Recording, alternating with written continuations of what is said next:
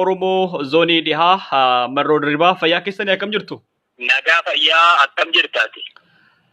Nagaadha. Har'allee dhimma bilbiltuu tokkoof sin barbaanne akka carraa miidiyaa mootummaati irratti waraana bilisummaa Oromootu kana nu raawwate jedhanii namoonni dhiyaatanii dookumantarii dalagame tokkotu jira. Dookumantarii sana irratti namoonni hedduun waraana bilisummaa Oromootu fuudhee akkana nu godhee basaastota jedhaniitidha kan akkana nu raawwatan jedhanii namoonni qaamni isaanii gubatee pilaastika irratti cobsiisanii ibidda irratti nu qabanii lakkoofsa 8 hidhaa jedhamu tokkotu jira. Hidhaa akkasitti nu hidhaniiti dararaa akkasii kan nurraan gahee waraana bilisummaa Oromooti. Marroonis bira jira jedhanii namoonni maqaadhaanis jiru. Namootuma sana keessaa marroon bira dhaabbatee ilaalaa ture namoonni jedhanis jiru. Mee kanarratti maal deebiin keessanii waraanni bilisummaa Oromoo maal jedha waan kanarratti? Ayyee fayyaa ta'e dookumantariin akkanaa ammaa miti kan jalqabee qabsoo bilisummaa Oromoo kan maqaa tureessuu fi tirkeessuuf adeemsifamu bara TPLFs ni ture.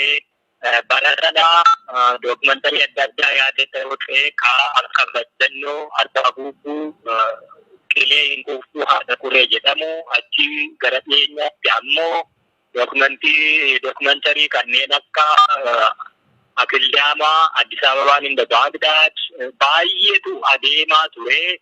Ka ammaarraa tokko garaagarummaa kan hin qabne inni ammas kakaleessaarraa waan jijjiirame kan hin qabne garaagarummaan yoo jiraate bara sanaa fi barri kun garaagarummaa yeroo sana OPBO'n garbittii taateetu waan kana hojjetaa turte. Amma immoo qabsoon Oromoo bakka amma jiran kanatti isaan baase akka gooftaa ta'anii ofii abbaa itti ta'anii hojjechuu garaagarummaan jiru. Kana qofaa kanarraa ka hafe wanti kun har'a waan haaraa dhalate tokkoyyuu hin qabu. Reeffa nama hedduu boolla tokkotti guuranii dhumaatii beddennootii, dhumaatii Arbaa Guutuutii waan hedduu jechuudha dookumantarii akkasii agarsiisaa turan.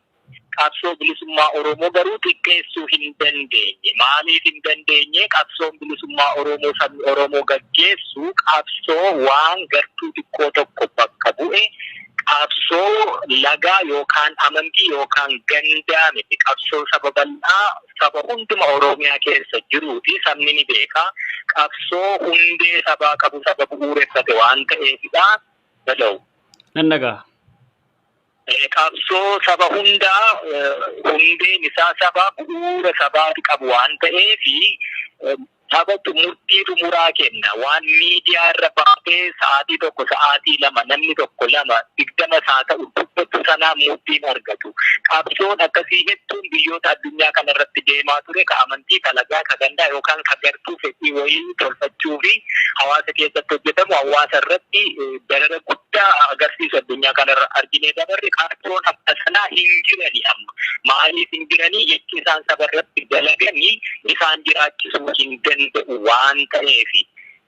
Hankeenyis akkasuma osoo ta'ee saba irratti hojjenna ta'ee mootummaan kuni bara hedduu adda bilisummaa Oromoo waraana bilisummaa Oromoo walumaa gala qabsoo bilisummaa Oromoo balleessuu fi hojjetaa ture mootummaan Itoophiyaa keessa ture. Mootummaan suni duulli inni gaggeessee ni dadhabe osoo uummata irratti hojjenna ta'ee uummanni keenya halkan tokkotti eeboo qabatee gannu baheetiniini nu injifachuu ni danda'a. Maaliif jennaani uummata lolanii jiraachuun hin danda'amu waan ta'eef. Garuu nuti maaliif badamuu dide qabsoon bilisummaa Oromoo yeroo irraa yerootti lalisaa dhufee gara amma injifannoota xumuraatti maaliif cehee hundee hin qabu ololli. Uummata sanatu abbaa murtiiti waan ta'eef. Kunis kanarraa addan jiru. Nuti naannoo jirru kanarratti keessumaayyuu waggaa lamaan darbanii waraanni bilisummaa Oromoo sirnaan mul'ate hawaasa keessa socho'e keessatti keessumaa ammoo yeroo fincilli naannoo kanattis haa ta'u golee Oromiyaa hundatti jabaate mootummaan TPLF'n durfamaa ture yaadiif diigamuutti yeroo adeemaa turetti qaawwa uumamee ture. Qaawwa uumame sana keessa uummanni Oromoos haa ta'u saboonni biroo cunqurfamoon yeroo bittaa TPLF rakkoo isaa mudataa tureefi rakkoo isaan mudate sana immoo namoota nurraan gahaa turan jedhanii mootummaan ittisuu hin dandeenye xiqqaa fi basaasa keessa turanii uummanni haaloo bahuu fi baay'ee tattaafataa ture jechuudha qaawwa argamerra. keessumaa gara keenyatti waraanni bilisummaa Oromoo garuu uummata kana walitti qabee waan barsiisaa ture qaba. Oddoo bulbulaa